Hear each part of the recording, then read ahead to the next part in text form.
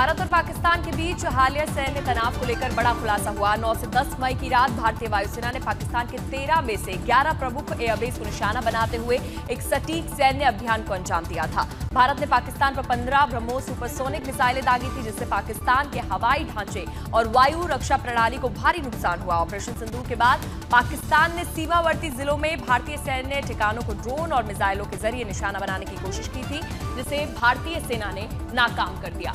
इसके बाद 9 से 10 मई की रात जवाबी हमले में ब्रह्मोस और स्काल्प जैसी एडवांस मिसाइलें वेस्टर्न और साउथ वेस्टर्न एयर कमांड के एयरबेस से छोड़ा गया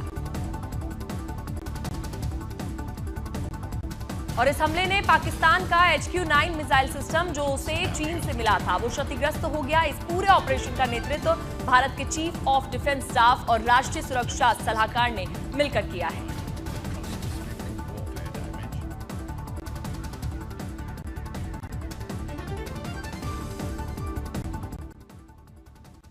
और अब आपको दिखाते हैं पाकिस्तान में तबाही की इनसाइड स्टोरी। देखिए, पाकिस्तान कैसे घुटनों पर आ गया है वो जान लेते हैं। डमी विमानों से पाक के रडार सिस्टम का पता लगाया गया। सबसे पहले डमी विमान पाकिस्तान में भेजे गए, उसी के साथ पाक रडार सिस्टम एक्टिव होते ही आरोप दागे गए। रडार सिस्टम को चकमा देकर ब्रह्मोस मिसाइल दागी गई, जिससे पाकिस्तान डर गया। पाकिस्तान के HQ-9 एयर डिफेंस सिस्टम का पता चला, उसके बाद उस पर हमला किया गया। भारतीय ड्रोन्स ने पाक एयर डिफेंस रडार सिस्टम उसके बाद ध्वस्त कर दिए। इसी के साथ 15 ब्रह्मोस मिसाइलें 11 पाक एयरबेस पर दागी गई, हमला किया गया। भारत ने चीन मेड एयर डिफेंस सिस्टम को नाकाम कर दिया और भारत ने पहले इसके लिए डमी लड़ाकू विमान भेजे थे।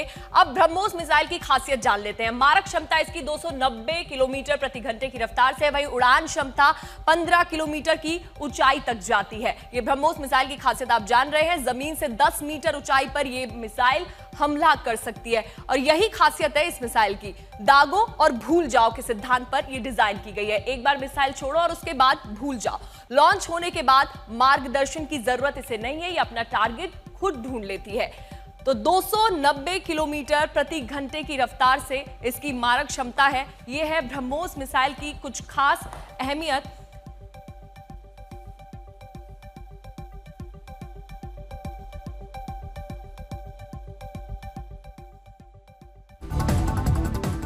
वहीं भारत के ऑपरेशन सिंदूर के बाद एक बार फिर से पाकिस्तान ने कश्मीर का राग अलापना शुरू कर दिया। पाकिस्तान कश्मीर को वैश्विक मुद्दा बनाने की कोशिशों में जुटा है।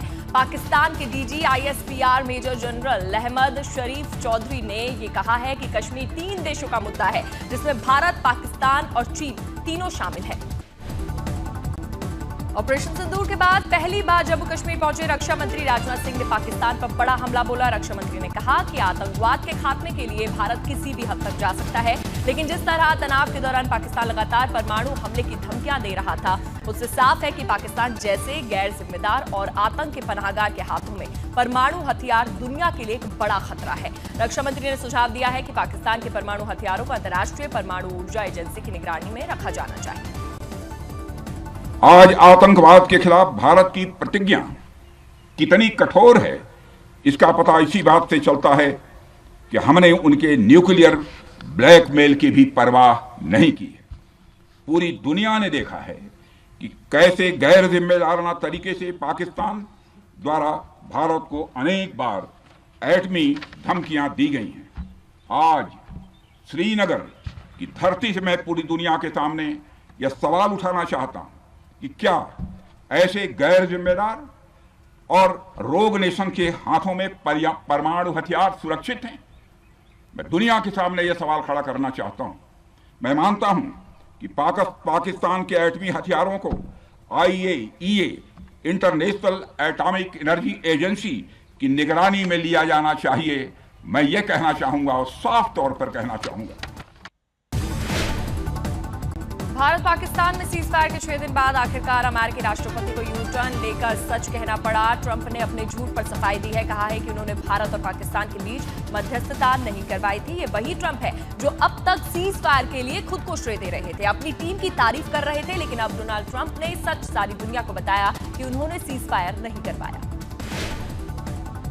कर्नल सोफिया कुरैशी पर बीजेपी के मंत्री विजय शाह की विवादित टिप्पणी के मामले में आज सुप्रीम कोर्ट में सुनवाई होगी। विजय शाह ने अपने ऊपर एफआईआर दर्ज करने के हाईकोर्ट के फैसले को चुनौती दी।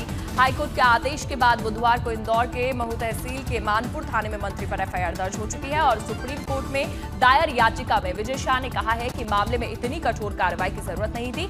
उनके बयान को तोड़ मरोड़ कर गलत तरीके से प्रस्तुत किया गया। वो अपने बयान के लिए माफी भी मांग चुके हैं।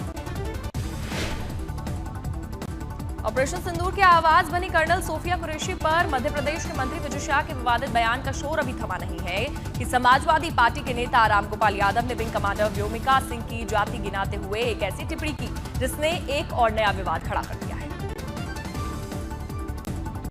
व्योमिका सिंह हरियाणा की जाकर और एयर मार्शल भारती पूर्णिया के यादव हैं, तो तीनों तो पीडीए के थे। एक को मुसलमान समझ के गाली दी, एक को राजपूत समझ के कुछ नहीं किया और भारती के बारे में जानकारी नहीं थी। और जब पेपर में आ गया तब ये सोचने को विवश है कि अब क्या करें।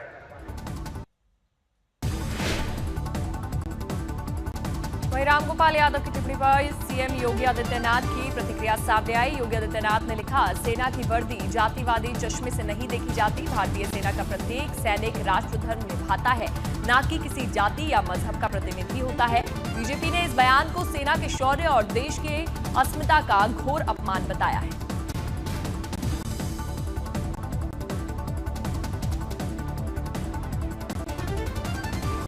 विंग कमांडर व्योमिका सिंह सिर्फ एक नाम नहीं, वह भारत के गौरव और महिला सशक्तिकरण और नए भारत की उड़ान का प्रतीक है। जाति के आधार पर हमारी वीरांगना का अपमान कर समाजवादी पार्टी ने अपनी नीच मानसिकता और महिला विरोधी सोच को उजागर करने का काम किया है। और वहीं दरभंगा में राहुल गांधी के खिलाफ 2 एफआईआर दर्ज हुई है। आरोप है कि 15 मई को राहुल गांधी प्रशासन की इजाजत के बिना एक कार्यक्रम में शामिल होने के लिए पहुंच गए। दरअसल राहुल को दलित छात्र संवाद के लिए अम्बेडकर छात्रावास पहुंचना था, लेकिन अंतरिम वक्त में प्रशासन ने कार्यक्रम की इजाजत नहीं दी। तनातनी होने के बाद प्रशासन ने टाउन हॉल में कार्यक्रम की अनुमति दी, लेकिन राहुल गांधी छात्रावास में ही छात्रों से मुलाकात पर अड़ गए और गाड़ी छोड़कर पैदल ही वहां पहुंच गए। कार्यक्रम के दौरान राहुल ने जाति जनगणना और आरक्षण को लेकर जमकर हमला बोला।